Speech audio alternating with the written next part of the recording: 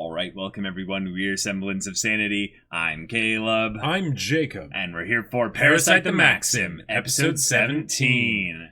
All right. Last episode. A lot of stuff happened in the last episode. Just a little bit. Yeah. Just a little bit. Yeah, we have, oh my god, we have where to start. So we have Dream Miggy. Miggy, yes, Mhm. yes. Yeah. Communicating from beyond, from beyond the conscious mind of Shinichi to Shinichi in his subconscious state. Congratulations. Oh boy. Congratulations. That's a thing. Yeah. Then we also have the fact that the Parasytes have been co-opting hosts together in groups of at most five.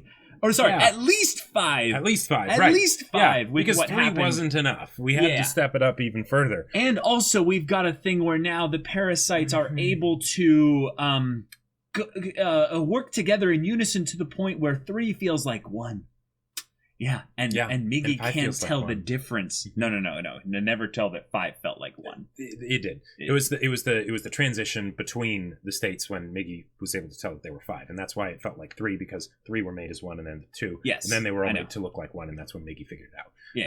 Yeah. I know.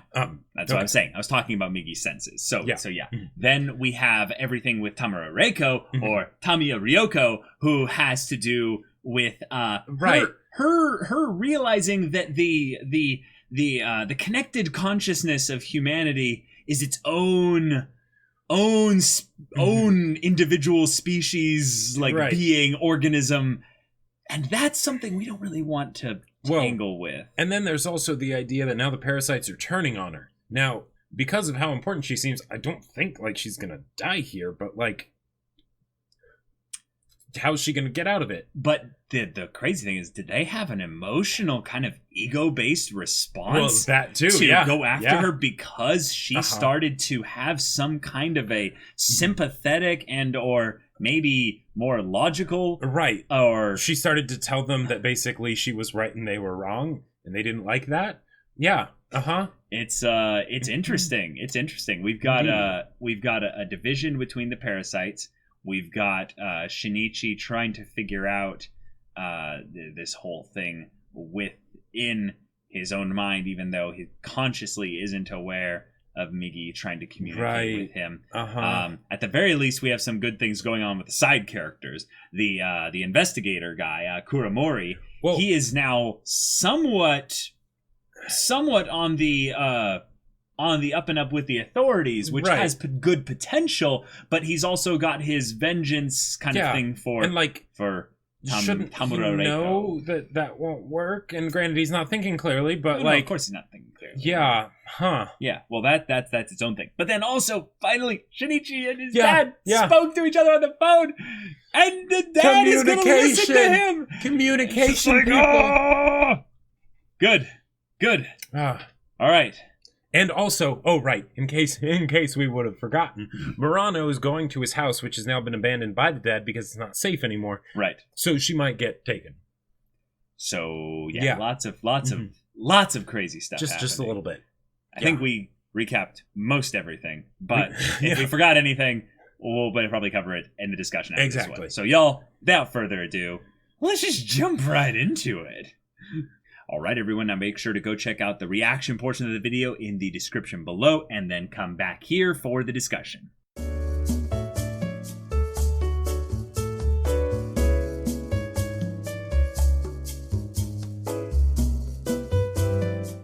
Okay, so two-part kind of episode. Yeah. We have the fight, which was great. Which is actually a considerable amount of time because it was a cat and mouse turned... Right. Hunter becomes hunted, kind of switch. With mechanics that are being used that haven't been established thus far, so they, explain them as they happen kind of a deal. Yes, not as fleshed out, pun intended, as they could be, but they did establish this slightly. There was a big kind of point made with the previous encounter with Miki and company, like Goto and all of them, that they had to incorporate other parasites into themselves, and then the idea of compatibility, and also the danger of leaving your original host and not being able to basically, which we've gone through with Miggy plenty. Gone through really well. But this was something that was foreshadowed way back with the dog Like, do you remember the dog, like, way back in the beginning? Like, the idea that, you know, like, hey, let's partner up. We could get a, you know, like a better human body. Oh, no, that wasn't the dog. That was the other person. Right, yes, yeah. Well, we can partner up and make a better human host than just there being one of us. Let's have there be two. Mm-hmm. So in this case, now she's using that to split herself.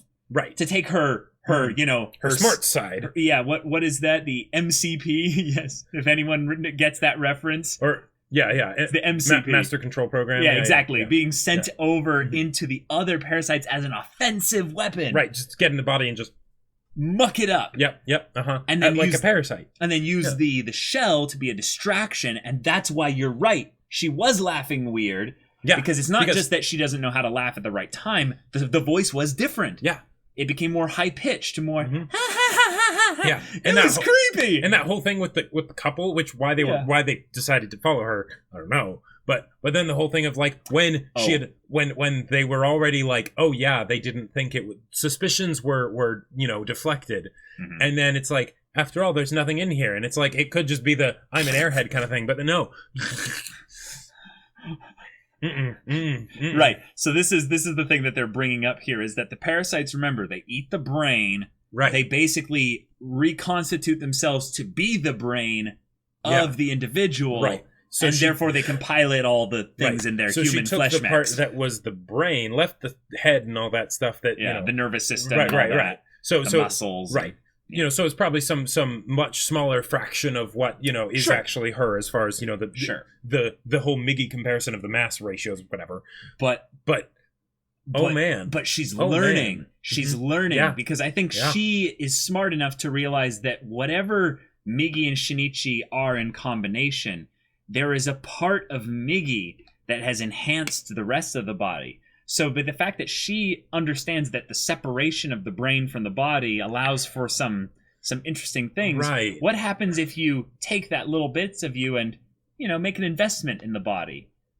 Oh, I guess I think we're only like maybe like 3 to 5 episodes away from some kind of super parasite. One of the things that I'm really glad that they are doing here, with how without the second half of the episode, you know, took it with the whole idea of the detective and the confrontation and, you know, and the baby and all that, and the eventual, like, you know, new strange emotions, right? Yeah. Is that I had been kind of frustrated in the earlier parts of the series that they didn't do that with Miggy, because from studying people, if you mimic what you study and that's how you learn about them, then there would be some facsimile, at least, of human emotion, even if it wasn't the real thing. Little did I know that the reason that they weren't doing that with Miggy is because they were going to have that actually happen with someone else, and of course it's the person that gets the baby and then goes through all these, you know, like focuses their studies into that area of humanity. Yes. And then there you go. Yes.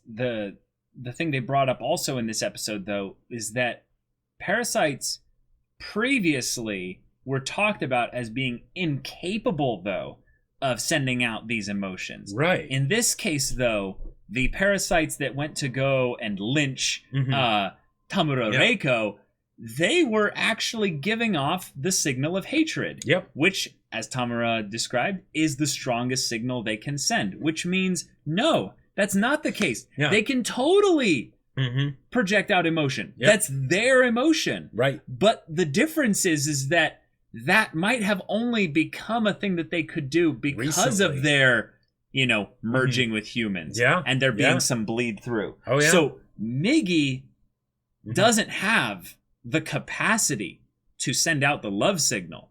It doesn't. I don't think he could by study.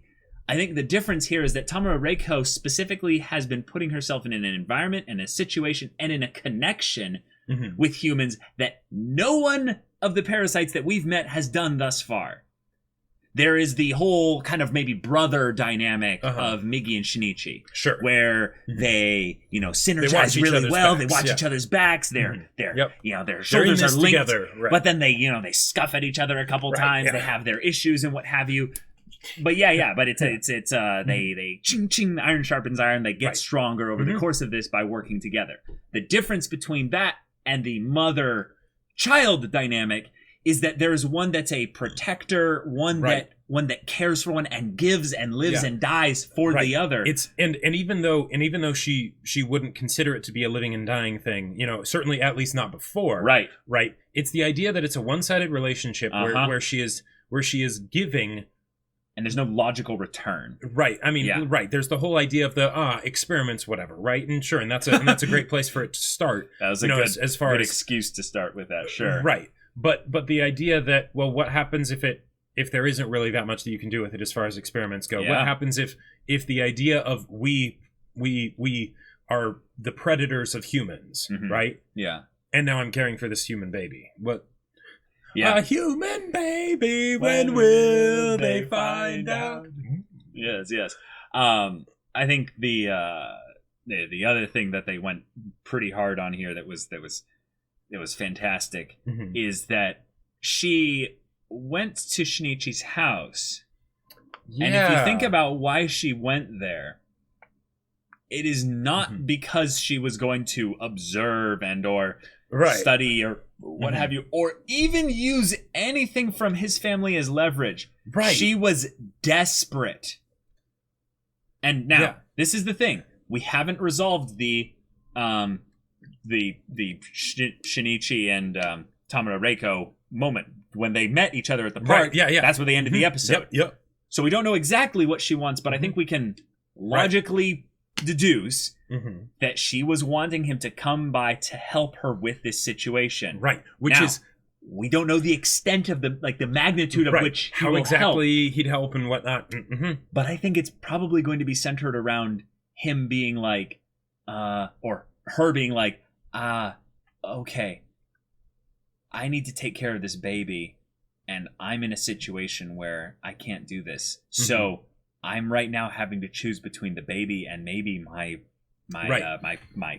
comrades, if you will. So either she's going to help him by, if he helps her, or she's going to find a way to be the bridge and start building that connection with Shinichi, and is like, essentially, we need to work together now rather than way later. She's like, I'm already feeling things that connect me to humanity more than the parasites, to the point that my comrades intuitively saw my existence as being a threat to their species, well, to our species, eventually, which means their intuition was based on some logic. There was some subconscious subroutine running a problem, and they're like, whoa, hold on. Right. And now, granted, the whole idea of subconscious for parasites is very interesting to me, because that's the idea that there's a logic that they don't understand themselves, right? Which can get very close to emotion, almost. I see survival as almost entirely a subconscious thing, though, until you get put into the situation of fight or flight. So it's an instinct thing, right? But when you think about what are your subroutines, what's your program, what's your software that is survival based, you almost never encounter it. Especially in the society we live in, we don't really have to think about it much more for other than eating, sleeping, and drinking. Like, that's about it. We don't have predators, we don't have threats coming towards us that go, okay, you need to act. Right, or you're going to be eaten, killed, or what have you. Right, we might try and secure our place within society and whatnot, but that's not a survival thing. It's not a.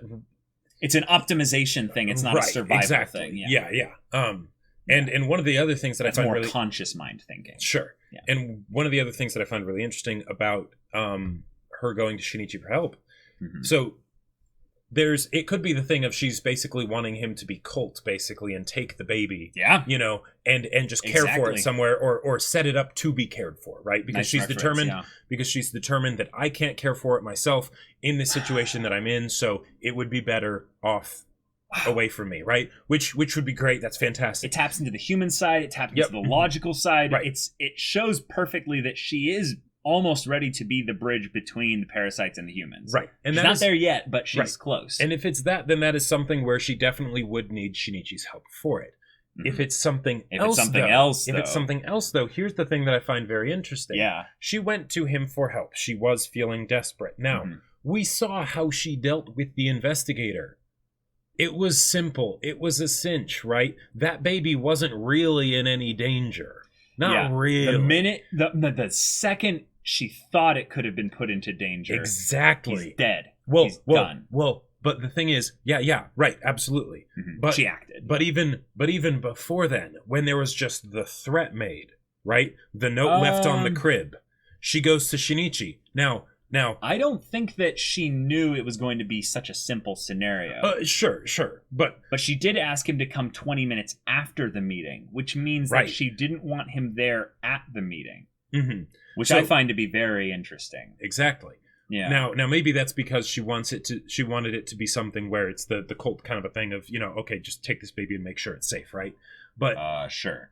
But if it was something where she actually felt like she'd need help, well, she's plenty capable. She took out 3 parasites, no problem. What's one human, right? Yeah, good point. It almost makes it seem like it's, again, building up the idea that just the notion that there would be any danger that this baby would be put in, even if she is 98.7% sure that baby's going to be okay, right? That remaining 1.3%, sure, is a risk that she's not comfortable with. I like that. I like that. I do think it's going to be interesting in the next episode where they converse and we find out, wait, why'd you want me here 20 minutes later? Mm-hmm. And she's like, oh, you're here early. Or, okay, now that we've met, here's why I wanted you here. Because whatever she wants him for, it's something where she has no hostile intent towards him. Right. Because she didn't do anything negative to Murano. Mm-hmm. She didn't, ransack the house. Right. She was calm. She was collected. If anything, she felt, okay, this is maybe something a little bit weird, but what if she's going to ask for asylum and she's basically going to say, I can be your mother.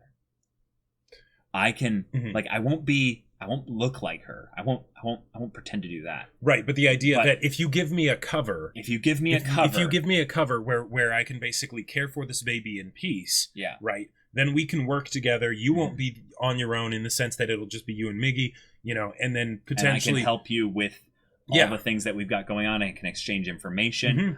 She's like, I will need to potentially leave every once in a while to make sure that they don't go hunting for me, but I'll need to basically leave the baby at the place and what have you. Right. But this would be her place of hiding if she ever did need to run, basically. Now I'm picturing Miggy basically trying to play babysitter with the baby and being like, Shinichi, I'm not sure what I'm supposed to do with this. No, it's fine. Just take care of it. And he's like, okay. He gets some sugar and starts to try and No, I'm sure Shinichi, if anything, might be equally as confused as to be like, oh my god, I'm an only child. Right. I don't know what to do here. And I don't want to, if I let anything happen to this baby. No, this is what it's going to be. I mean, this is probably not going to happen. Right. But too comical for they're this. They're both on the internet come on, find something. What do they eat? What do we do? And then Murano comes visiting and they're like, not now, we're very busy. Wait, we? Yeah, me and baby. My aunt. And she's like, wait, baby? You have a baby? No. It's my cousin. My dad got remarried. And... No, nothing immediate. You have to have it make it my aunt's mother's daughter. Twice removed, I guess that'd be just my aunt's sister. But then my other aunt, whatever. Families are confusing. But man. That would be funny. On the serious note though, Kuramori is dead. He knew he was going to die. And he didn't, in fact, say Shinichi's name. He didn't say Shinichi's name, but he did give a lot of info. He did give a lot of info that anyone with half a bit of smarts in this area would kind of give him another look and go, wait, hold on. I think we're episodes away. Well, I think we are episodes away of Shinichi getting brought in to the fold. But the thing of them being like, your partner, what about your partner? He's human. He's human. Yeah. That's a huge deal. Yeah. Because while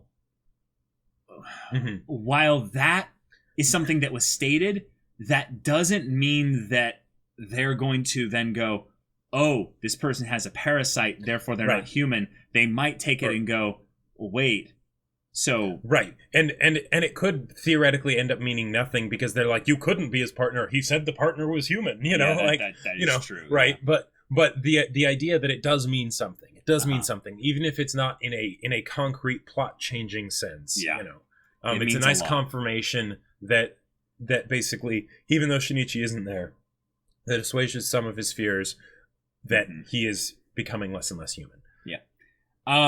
That's a wonderful, a wonderful thematic thing for our boy. And nothing happened to Murano. That was I was a little bit surprised by that. Thankfully, we knew that Murano was going to bump into a parasite, in this case, Tamura Reiko. I've now switched fully. I can now say her name in the new form. What about Tamura Ryoko? Tamura Reiko had a conversation with Murano. And Murano kind of recognized her a little bit, but didn't know from where. And then also there's the bit of where she's envious of being a part of not a family in the blood sense, but a community, a group of people that extend out these signals of connection towards each other that feel good. Well, she's special. Basically she wishes she was part of the hive mind. I mean, because if humans are a collective organism, right? Yeah. She wants to be a part of that. Yeah. You know? I mean, now she said a little envious. Yeah. Like, but still, baby steps. Baby steps, absolutely. I mean, this baby isn't even ready for walking, but baby steps. But I love that she went through all the family photos and was fascinated by his birth, like not his birth specifically, but his younger years. The caring in the growing and the development of the fact that he once started as a little meat sack, a little wee one, right, running around and kind of being a blob and figuring pooping out how everywhere, to walk. and exactly, wah, and all that. Yeah. And it's just like, he's so adorable. But then she sees the mother, and she sees the two of them together, and I think that was basically the in one episode foreshadowing of that she was going to experience what she saw there. Well, not on the surface level, but on both the surface and the underneath the surface level. Well, and also one of the things that I think was important here, and they kind of mentioned back of